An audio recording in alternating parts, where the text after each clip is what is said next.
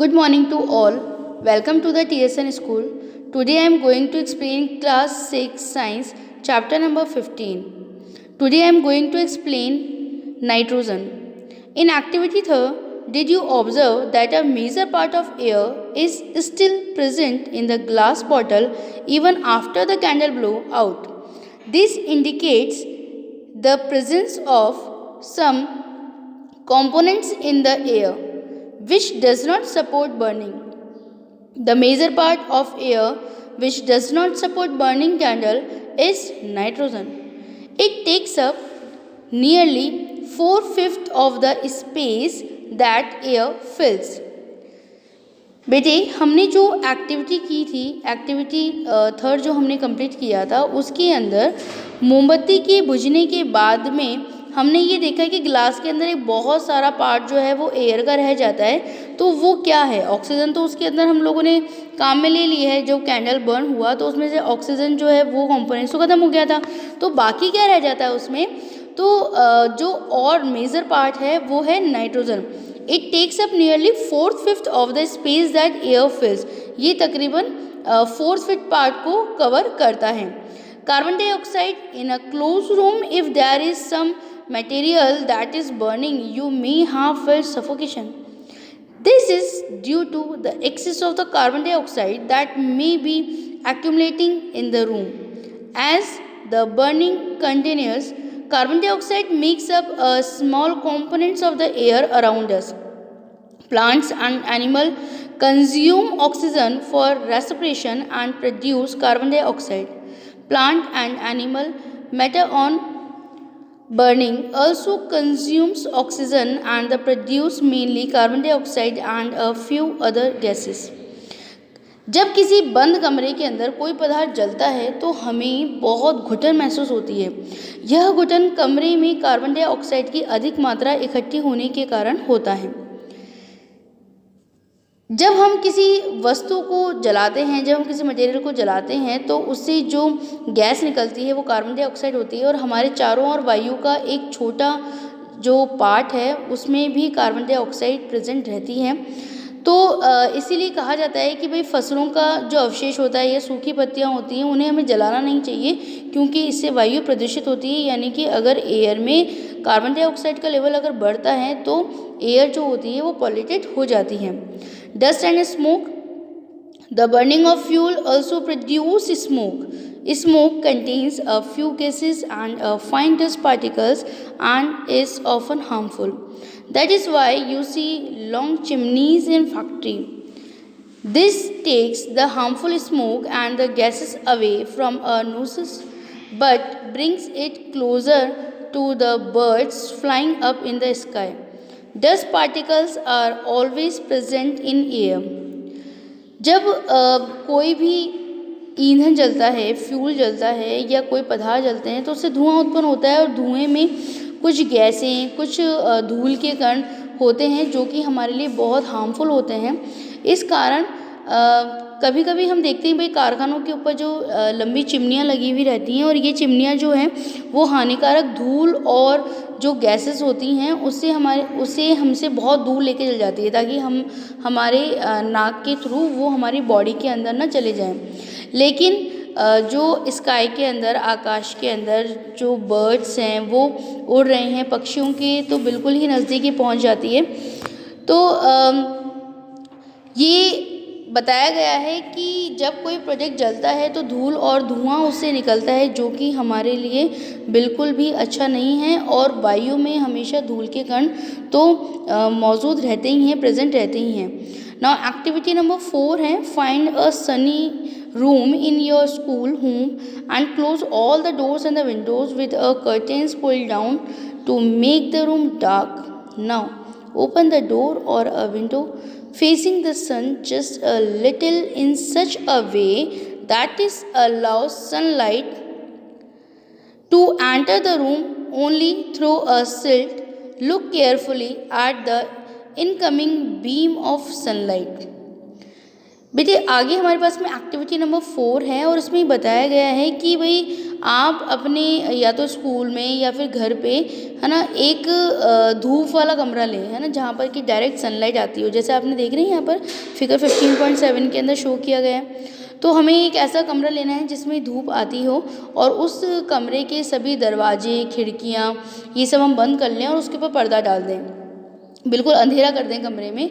और जिस साइड के अंदर सूरज की रोशनी आ रही है उस ओर से दरवाजे या खिड़की को बिल्कुल भी हमें थोड़ा सा खोलना है, जिससे सूर्य का प्रकाश एक पतली सी झिर्री के रूप में, मतलब कि वो जो जैसे होल टाइप में हो, तो जैसे ये आ रहा है ना बिल्कुल जैसे इस पिक्चर के अंदर दिखाया गया है, तो बिल्कुल पतली झिर्री के रूप में अंदर की तरफ आ रहा हो, तो इस तरीके से हमें उसे खोलना है। और सूर्य की किरण जो आ रही है अंदर, उसको हम लोग बहुत केयरफुली तरीके से हम उसे देखते हैं, तो हमें क्या दिखाई देता है, हमें दिखाई देता है कि आगे कहा गया है, do you see some tiny shining particles moving in the beam of the sunlight, what are these particles.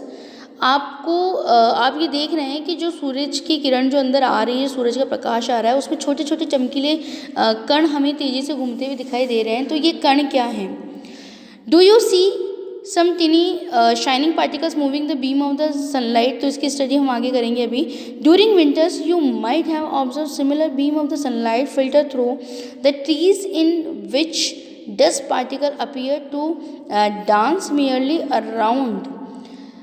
कभी कभी सर्दियों के अंदर पेड़ की पत्तियों से जो सूरज का प्रकाश छनकर जब आता है, तो सूरज का प्रकाश जो है वो एक किरण पुंज के रूप में हमें दिखाई देता है, और धूल के कण जो होते हैं वो हमें वहाँ पे डांसिंग करते हुए यानी कि नाचते हुए प्रतीत होते हैं।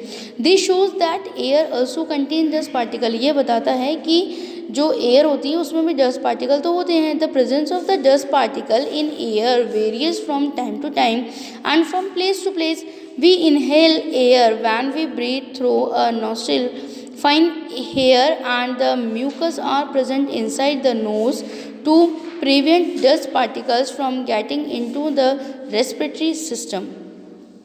जब हम नाक से सांस लेते हैं तो जो एयर है वो हमारे अंदर जाती है, धूल के कण जो होते हैं वो हमारे रेस्पिरेटरी सिस्टम के अंदर न चले जाएं, इसके लिए हमारे नोज़ के अंदर है ना बेटा छोटे छोटे से बाल होते हैं, तो और श्लेष्मा प्रेजेंट होता है, म्यूकस प्रेजेंट होता है।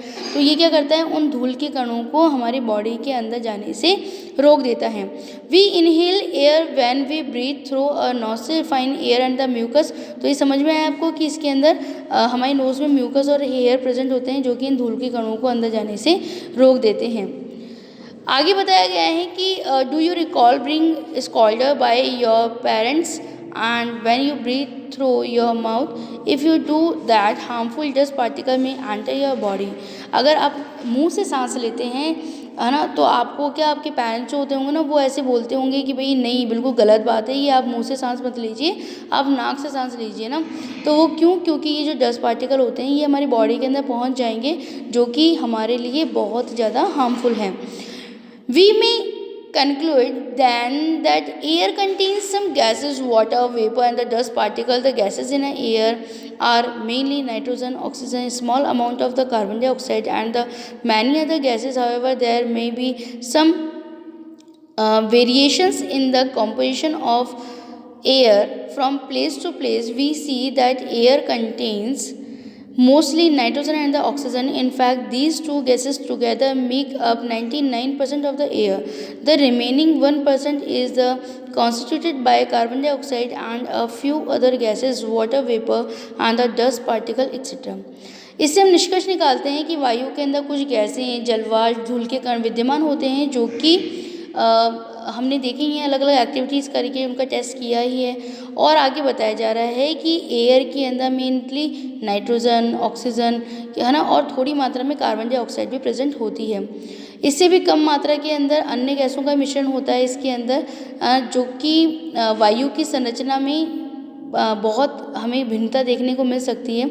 हम देखते हैं कि वायु में नाइट्रोजन का तथा ऑक्सीजन की जो मात्रा होती है वो अधिक होती है ना, और वास्तव में दोनों गैसें मिलकर वायु का, एयर का तकरीबन 99% जो है वो कवर करती है, बाकी का 1% जो है वो कार्बन डाइऑक्साइड इसके अंदर बताया गया है। इसके बाद आगे बताया गया है how does oxygen become available to animal and the plants living in water and the soil.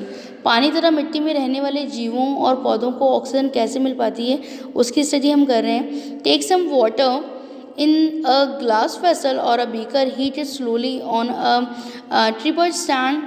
Well, before the water begins to boil, look carefully at the inner surface of the vessel. Do you see tiny bubbles on the inside? किसी धातु का या कांच का बर्तन हम ले लें और उसमें पानी डाल दीजिए और उसे गर्म कीजिए। जैसे जैसे पानी उबलता है, उबलने से पहले हम उसे जैसे पानी उबलने वाला है उससे जस्ट पहले आप कंटेनर के अंदर देखो तो आपको क्या दिखाई देगा कि उसकी जो सरफेस होती है ना, मतलब निचली जो सरफेस होती है, वहाँ पे हमें छोटे छोटे एयर बबल्स दिखाई देते हैं जो कि उस कंटेनर से चिपके हुए होते हैं। These bubbles come from the air dissolved in water. When you heat the water to begin with the air dissolved in it escapes. As you continue heating, the water itself turns into a vapor and finally begins to boil. We learned in chapter 8 and the 9 that is an animal living in water use the dissolved oxygen in water.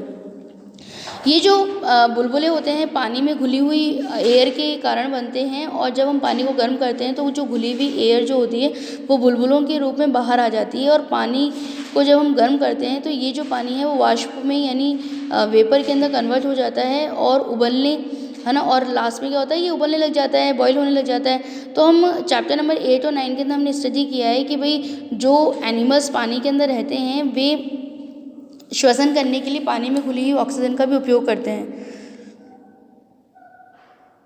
The organism that live in soil also need oxygen to respire. Is not it how do they get the air they need for the respiration? जो जीव मिट्टी के अंदर दबे हुए रहते हैं, बहुत गहरे अंदर रहते हैं मिट्टी के अंदर, ज़मीन के अंदर, उन्हें भी सांस लेने के लिए ऑक्सीजन की ज़रूरत होती है। क्या ऐसा नहीं है? वे सभी श्वसन क्रिया के लिए यानी रेस्पिरेशन के लिए वायु कैसे गेन करते हैं, कैसे उनका रेस्पिरेटरी सिस्टम वर्क करता है, वो रेस्पिरेशन का वर्क कैसे करते हैं, तो हमें उसकी स्टडी करना भी बहुत ज़रूरी है। तो उसके लिए हम देखते हैं एक्टिविटी नंबर 6। एक्टिविटी नंबर 6 के अंदर बताया गया है take a lumps of the dry soil in a beaker और a glass and water to it and note what happens. Do you see bubbles coming out from soil? These bubbles indicate the presence of the air in the soil. हम किसी beaker या कांच के गिलास में थोड़ी सूखी मिट्टी ले लें, है ना, और मिट्टी का एक ढीला ले लीजिए और उसे पानी में डाल लीजिए, तो हम क्या देखते हैं कि हम मिट्टी से बुलबुले निकलते हुए दिखाई देते हैं। तो ये बुलबुले कहाँ से आते हैं? दैट मीन्स कि ये जो बुलबुले हैं वो हमें ये बता रहे हैं कि मिट्टी के अंदर भी एयर प्रेजेंट होती है। When the water is poured on the lumps of the soil, it displaces the air which is seen in the form of the bubbles. The organisms that live inside the soil and the plant roots respire in the air.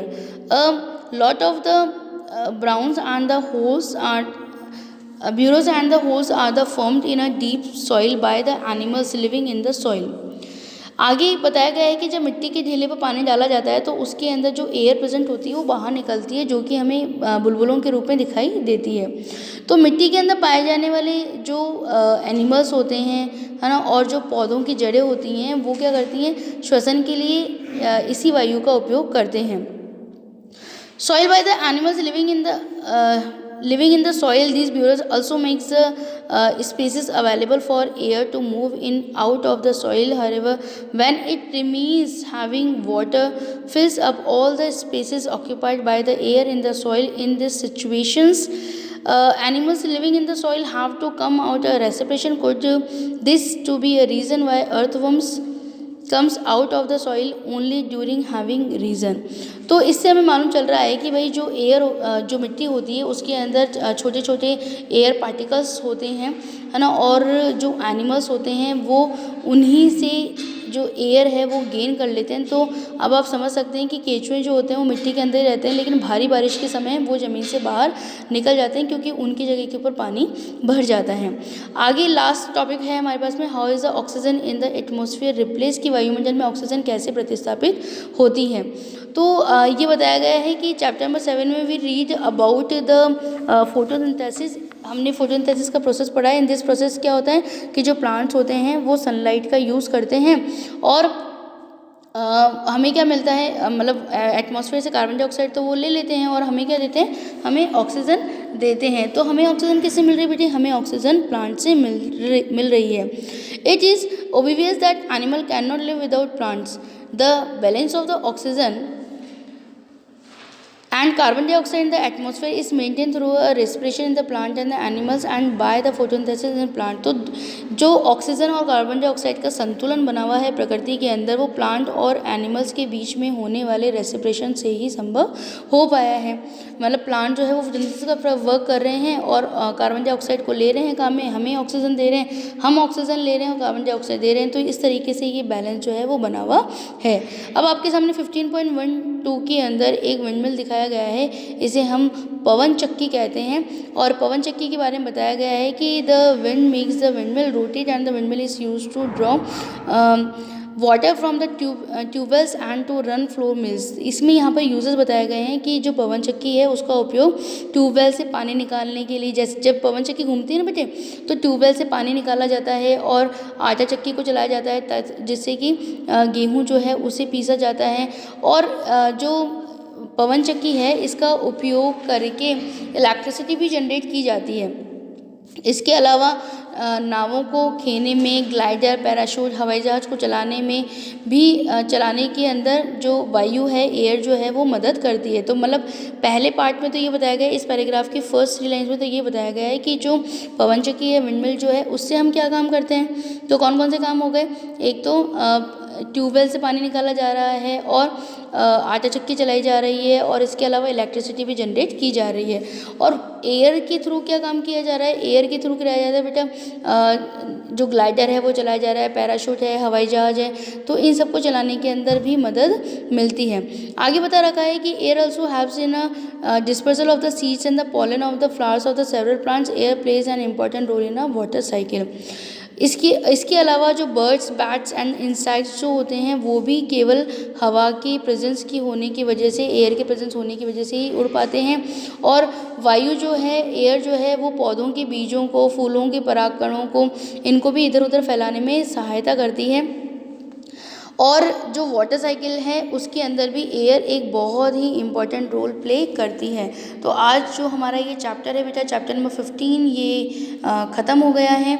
I hope कि आपको बहुत help मिली होगी कि ये जानने के लिए कि हमारे डेली रूटीन की लाइफ के अंदर एयर हमारे लिए कितना इम्पॉर्टेंट रोल प्ले करती है और एयर के अंदर जितने भी कंपोनेंट्स प्रेजेंट हैं, यानी कि ऑक्सीजन, नाइट्रोजन, कार्बन डाइऑक्साइड, वो भी हमारी डेली रूटीन की लाइफ के अंदर क्या क्या हमारे लिए वर्क प्ले करते हैं, कितना इम्पॉर्टेंट रोल प्ले करते हैं।